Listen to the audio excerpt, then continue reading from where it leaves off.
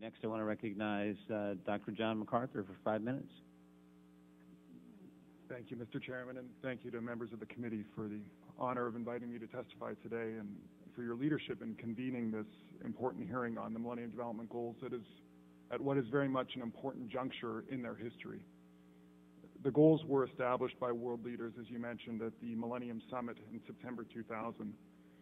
I think one of their greatest contributions is that they are a series of specific, quantified, and time-bound targets to address the integrated challenges of hunger, education, health, infrastructure, environmental management, and gender equality. What they've done is they've galvanized a global effort of unprecedented, if still imperfect, coherence to tackling the challenges that are faced by the 1/5 of humanity that still lives under the most extreme forms and conditions of poverty, which we generally describe as living on less than $1 a day. The summit this September, which has previously been referred to, is the last major checkpoint on the status of the Millennium Goals before the 2015 deadline. World leaders will convene to agree on the actions required to achieve the goals, and the ambitions very much were set by President Obama last September when he asserted in his speech at the General Assembly that the United States will support these goals, will approach this year's summit with a global plan to make them a reality, and will very much set our sights, as he said, on the eradication of extreme poverty in our time. The MDGs are the world's goals.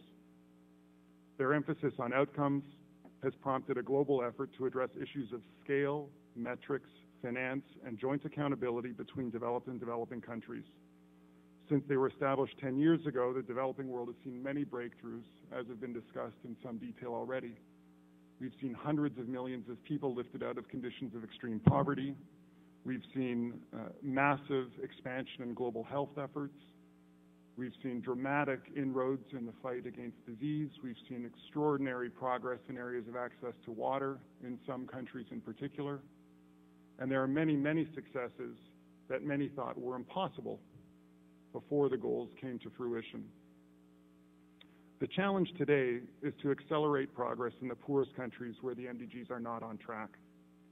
In general, the starkest gaps are in the areas of agricultural productivity, maternal health and health systems, water, and economic infrastructure for growth in the poorest countries. I'd be pleased to share more details with the committee regarding these programs and successes and gaps, but for now let me stress that these are the areas where an especially concerted push is needed. The MDGs should be, but have not been, a strategic priority for the United States. They have a complicated history in this country. In 2002, the spirit of the goals was incorporated into the establishment and naming of, indeed, the Millennium Challenge Account, and in turn the Millennium Challenge Corporation, although that institution has not in practice focused on the Millennium Development Goals. The wording disconnect has even caused confusion in much of Washington, since millennium, as a word, tends to be associated with the growing pains of a new institution rather than the internationally agreed targets that have been driving the global anti-poverty agenda throughout the rest of the world. Nonetheless, in 2002, President Bush joined world leaders in Monterrey, Mexico, and committed the United States, along with other developed countries, to make concrete efforts towards the target of 0.7% of gross national product as official development assistance to developing countries.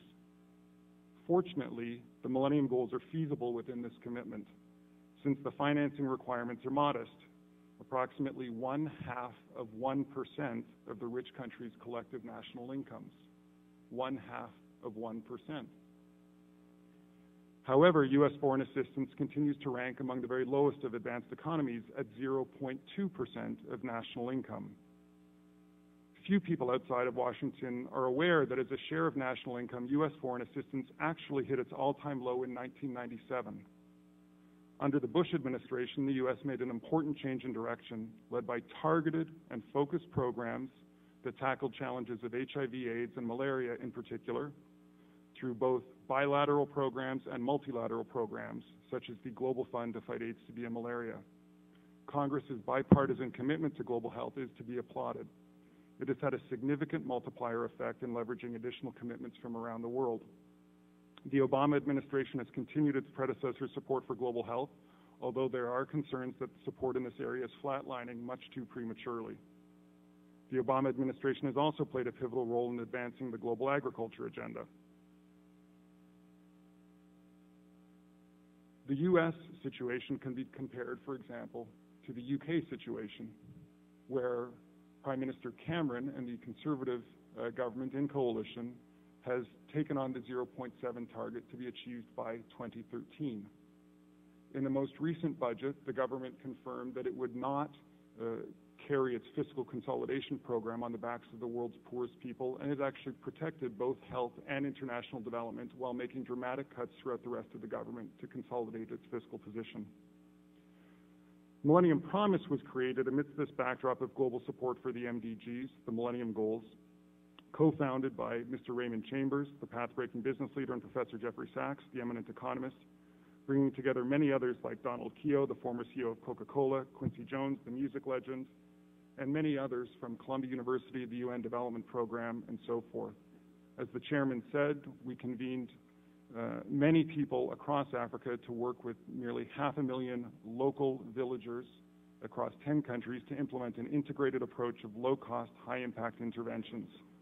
The results have been tremendous. A tripling of basic maize yields, more than a 50% reduction in malaria prevalence, a threefold increase in access to improved drinking water, and a remarkable one-third reduction in child malnutrition. This has drawn upon partnerships from leading private philanthropists such as Mr. George Soros, from corporate partners like Ericsson, which is bringing 3G connectivity to villages across Africa, Sumitomo Chemical, which has piloted the mass distribution of bed nets, Agrium and Mosaic, which are making major contributions of fertilizer, and Tommy Hilfiger, which is supporting programs directly. These lessons of success have fed into a much broader movement, and the strategy of partnership is crucial for the goals to be achieved from both public and private leaders.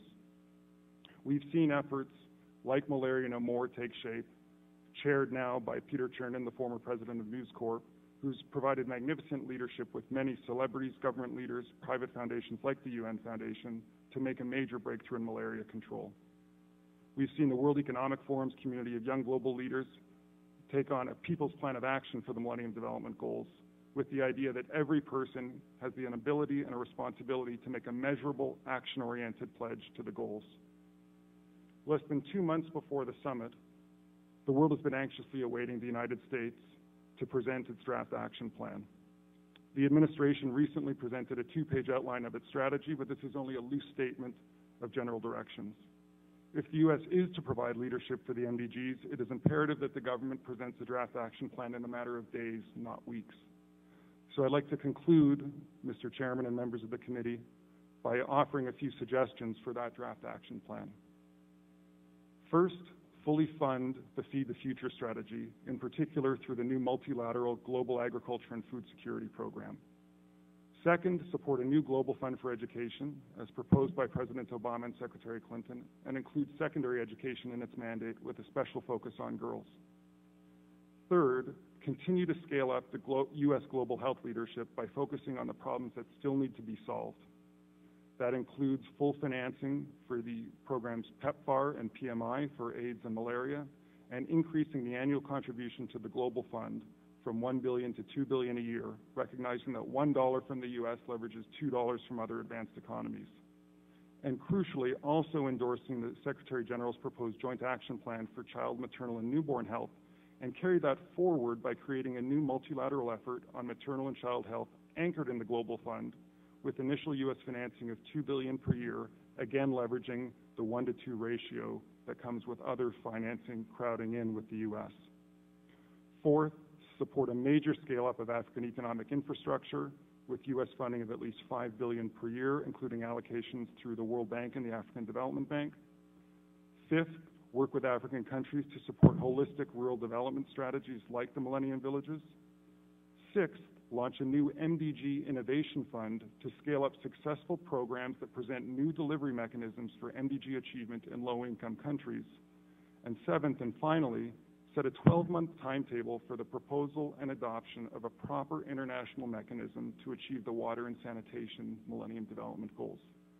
Thank you so much for allowing me to share these thoughts today, and I look forward to discussing them further.